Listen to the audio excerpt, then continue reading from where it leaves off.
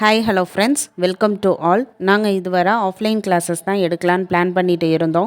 But ஸ்டூடெண்ட்ஸோட questions என்னவாக இருந்துச்சுன்னா, ஆன்லைனில் எடுத்தால் பெட்டராக இருக்கும், அது மாதிரி எடுத்தால் சொல்லுங்கள் சிஸ்டர் அப்படின்னு கேட்டிருந்தாங்க.